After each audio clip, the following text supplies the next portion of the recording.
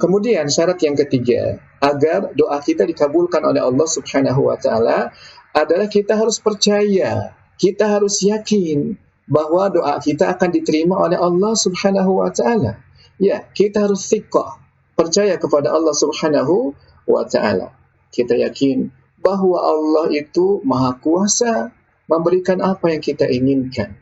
Kita ingin masuk surga, Allah kuasa memasukkan kita ke dalam surga. Allah ingin kita misalkan ingin disehatkan dari penyakit, Allah kuasa membuat kita sehat. Karena Allah dapat melakukan apa yang Allah inginkan. Ya.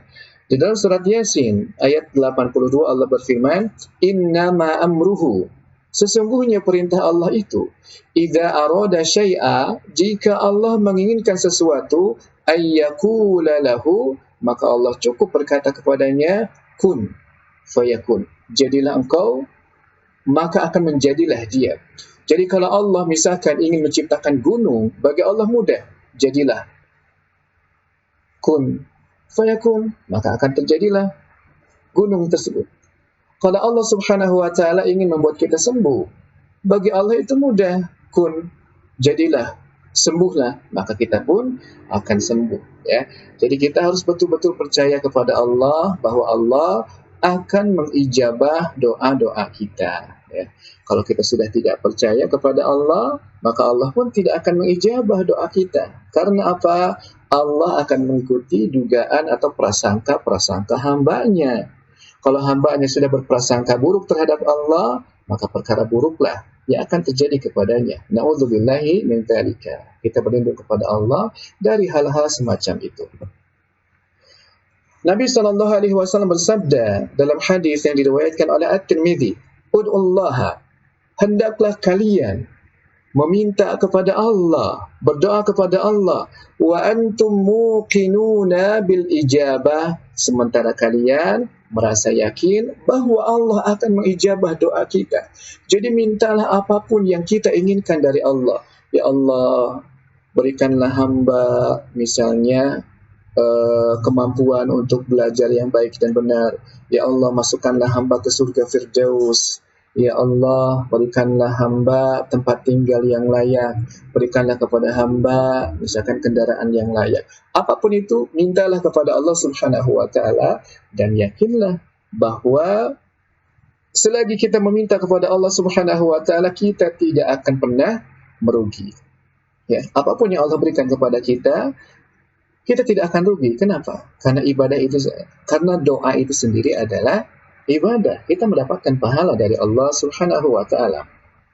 Kemudian dalam hadis yang diriwayatkan oleh Al-Imam Ahmad dan juga Al-Imam At-Tirmidzi, Rasulullah sallallahu alaihi wasallam bersabda, "Ma min muslimin", tidak ada seorang muslim pun, yad'u bi du'ain, di mana dia memanjatkan suatu doa, laisa fiha ithmun, di mana dalam doa itu tidak ada dosa, wala qati'atu rahimin, dan juga di dalam doa itu tidak ada permintaan untuk memutuskan tali kekerabatan, illa a'tahu Allahu biha ihda thalathin, kecuali dengan doa itu Allah akan memberikan salah satu dari 3 pilihan atau 3 keadaan.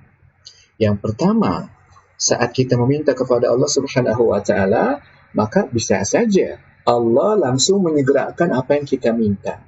Misalnya kita minta agar diberikan keturunan, ya, bagi orang yang sudah menikah, maka Allah bisa saja memberikan keturunan kepada dia. Atau bagi orang misalkan yang ingin ditakdirkan untuk bisa umrah atau haji pada tahun ini, bisa saja Allah Subhanahu wa taala mengijabah permintaan tersebut, yakni mengabulkan apa yang dia minta. Dan bisa jadi Allah memberikan pilihan yang kedua, yaitu Allah menangguhkan apa yang dia minta untuknya nanti di akhirat, ya. Jadi misalkan antum minta mobil, ternyata mobilnya tidak dikasih, tapi Allah menangguhkan apa yang antum minta untuk kelak di akhirat. Dalam bentuk apa? Dalam bentuk pahala. Bisa jadi kita ditinggikan derajatnya di surga kelak, atau kita diampuni dari dosa-dosa. tentunya kita juga tidak akan merugi. Kita mintanya A, ternyata diberikan yang lebih baik, diampuni dosa, dan ditinggikan derajat kita di surga. Amin. Ya. Atau kita diberikan yang ketiga, ya, yakni kita dihindarkan dari petaka, dihindarkan dari keburukan-keburukan. Ini pun tidak akan membuat kita rugi. Jadi kita jangan membatasi bahwa yang namanya diijabah atau dikabulkan Allah itu hanya sebatas Allah memberikan apa yang kita minta. Minta mobil, ya dikasih mobil. Nggak seperti itu. Ya. Diijabah itu adalah kita juga akan diberikan 3 opsi. Ini 3 pilihan. 1, dikasih sesuai dengan yang kita minta. Yang kedua, ditangguhkan kelak di akhirat dalam bentuk pahala, ditinggikan derajat atau kita diampuni dosa. Dan yang ketiga adalah kita dihindarkan dari musibah-musibah atau keburukan-keburukan. Kemudian dalam hadis yang lain, Rasulullah SAW bersabda, dan hadis ini telah saya bacakan tadi sebelumnya, Ud'ullaha ta'ala, hendaklah kalian meminta kepada Allah Subhanahu wa ta'ala, wa antum muqinuna bil ijabah, sementara kalian merasa yakin bahwa doa kalian akan diijabah oleh Allah Subhanahu wa ta'ala. Wa'lamu anna Allah la yastajibu du'aan min qalbi ghafilin lahim, dan ingatlah bahwa Allah tidak akan mengabulkan doa dari seseorang yang hatinya itu lalai dan juga tidak bersungguh-sungguh. Ikhwas sekalian yang semoga dirahmati oleh Allah Subhanahu wa ta'ala, kemudian syarat yang kelima agar doa kita diijabah atau dikabulkan oleh Allah Subhanahu wa ta'ala adalah kita harus memiliki keinginan yang kuat. Kita harus betul-betul bersungguh-sungguh dalam berdoa. Kita merengek kepada Allah, ya. Kita meminta berkali-kali, berulang-ulang. Jangan sampai kita merasa bosan dalam berdoa kepada Allah Subhanahu wa ta'ala. Dalam hadis yang sahih yang diriwayatkan oleh Al-Bukhari dan juga Muslim, Rasulullah sallallahu alaihi wasallam bersabda, "Idza da'a ahadukum," jika salah seorang di antara kalian berdoa kepada Allah Subhanahu wa ta'ala, falyazim fid du'ai, maka hendaklah dia bersungguh-sungguh dan memiliki keinginan kuat saat dia berdoa. Wala yakul, dan janganlah salah seorang di antara kalian dia berkata, Allahumma in syi'ta fa'atini, ya Allah, jika engkau mau maka berikanlah kepadaku. Jangan seperti itu. Kalau orang mengatakan jika engkau mau maka berikan kepada aku, artinya dia tidak sungguh-sungguh. Lalu kalau Allah tidak mau bagaimana? Berarti dia tidak akan dikasih oleh Allah Azza wa Jalla. Jadi jangan sampai dia berdoa, ya Allah, jika engkau berkehendak, jika engkau mau maka masukkanlah aku ke dalam surga Firdaus. Jangan berdoa seperti itu. Tapi berdoalah, ya Allah, masukkanlah hamba ke dalam surga Firdaus, surga yang paling tinggi. Ya Allah, tinggikanlah hamba, derajat hamba di dalam surga Firdaus kelak. Seperti itu. Ya Allah, hindarkanlah hamba dari segala macam rupa keburukan. Ya Allah, jika engkau mau sembuhkanlah hamba dari penyakit. Enggak seperti itu. Artinya dia tidak sungguh-sungguh kalau dia berdoanya seperti itu.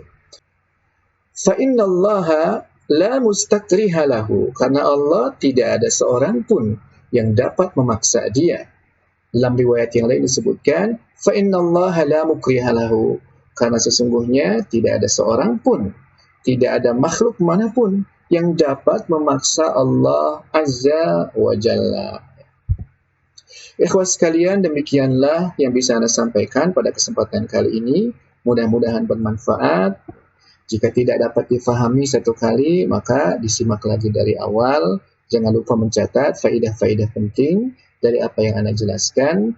Mohon maaf jika ada kekurangan di dalam menjelaskan. Wassalamualaikum warahmatullahi wabarakatuh.